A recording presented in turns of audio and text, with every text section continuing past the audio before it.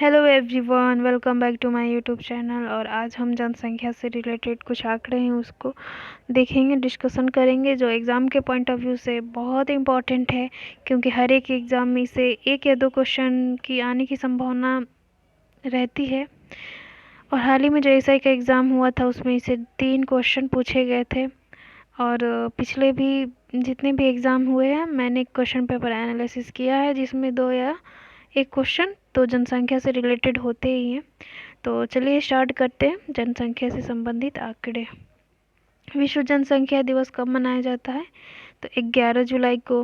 भारत की जनगणना का विषय संघ सूची में सम्मिलित है। तो क्वेश्चन पूछ देगा कि जो जनगणना का विषय है वो किस सूची का है। 7वीं अनुसूची में जो कार्य है उसे 3 भागों में बांटा गया है भारतीय संविधान में: राज्य सूची, समवर्ती सूची, संघ सूची। तो ये संघ सूची यानी केंद्र सरकार के अंदर जो आता है उसका विषय है, ना कि राज्य सरकार का। और समवर्ती सूची का भी विषय नहीं है, ये सेंट्रल गवर्नमेंट का कार्य है। जनसंख्या का अध्ययन डेमोग्राफी कहलाती है। भारतीय संविधान की धारा 246 के अंतर्गत जनगणना का कार्य संघ सरकार को सौंपा गया है। भारत में पहली बार आंशिक जनगणना तत्कालीन गवर्नर लॉर्ड मेयो के काल में, यहाँ मिसप्रिंट है, 1872 होगा, फर्स्ट टाइम हुआ था लॉर्ड मेयो के काल में 1872 में। लॉर्ड रिपिन द्वारा नियमित प्राधिकृत रूप से, यानी 10 वर्ष का जो स्टार्ट हुआ 1881 में स्टार्ट हुआ। भारत में प्रथम जनगणना आयुक्त हेनरी प्लाउडेन थे। पहली बार जाति आधारित जनगणना 1931 में हुई थी। हाल ही में बिहार सरकार ने जाति आधारित जनगणना था उसका सर्वे कराया, जिसमें पता चला कि ओबीसी और ईबीसी को मिलाकर 60% के आसपास जनसंख्या है, जिसके वजह से उन्होंने वहाँ का रिजर्वेशन भी बढ़ा के 75% कर दिया है। भारत में जनगणना का कार्य गृह मंत्रालय के अधीन महापंजीयक या जनगणना आयुक्त के निर्देश अनुसार होता है। ये बहुत ही इम्पोर्टेंट है, इस पे आप नोटिस करिएगा, ऐसा क्वेश्चन यूपीएससी में पूछ देता है। भारत में जनगणना का कार्य गृह मंत्रालय के अधीन महापंजीयक या जनगणना आयुक्त के निर्देश के अनुसार होता है। भारत में 1911 से 1921 के दशक में जन्म वृद्धि दर न्यूनतम रही थी, इसलिए इसे महाविभाजक वर्ष कहा जाता है। ये भी काफ़ी इम्पोर्टेंट है, मैंने बहुत सारे क्वेश्चन पेपर में देखा, ये पूछा है। 1951 में जन्म वृद्धि दर अधिकतम रही थी, इसलिए इसे लघु विभाजक वर्ष कहा गया है। 1921 के दशक को महाविभाजक वर्ष और लघु विभाजक वर्ष 1951 में। स्वतंत्र भारत की पहली जनगणना 1951 में हुई थी। इसमें 14 सवाल सम्मिलित किए गए थे। स्वतंत्र भारत की पहली जनगणना 1951 में हुई थी और इसमें 14 सवाल शामिल किए गए थे।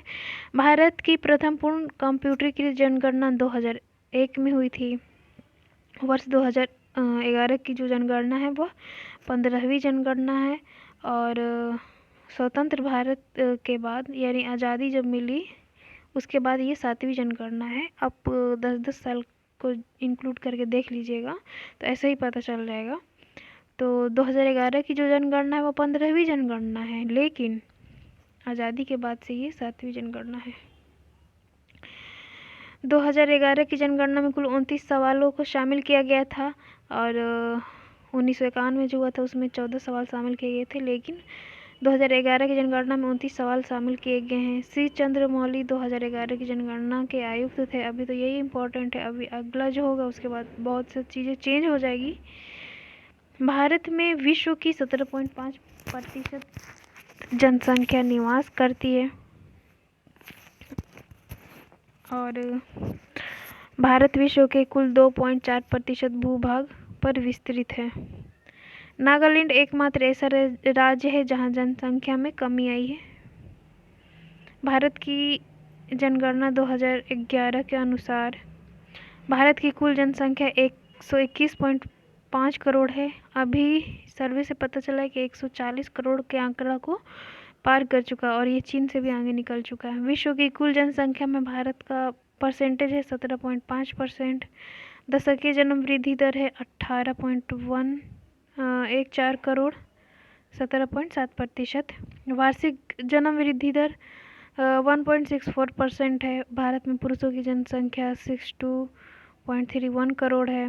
महिला की जनसंख्या 58.47 करोड़ है। सर्वाधिक जनसंख्या वाले राज्यों में यूपी, महाराष्ट्र और बिहार है। सर्वाधिक जनसंख्या वाले में यूपी, महाराष्ट्र और बिहार है।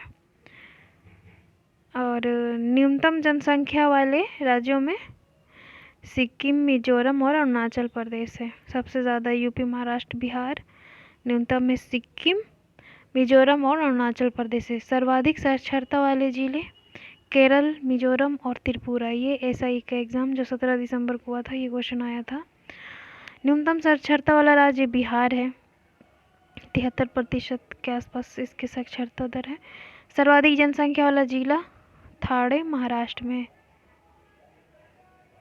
तो आज का हमारा टॉपिक यहीं पे ख़त्म होता है और आप इसे ज़रूर से ज़रूर 1 या 2 बार देख लीजिएगा और मेरा वीडियो ज़्यादा से ज़्यादा शेयर करिए, लाइक और सब्सक्राइब करिए।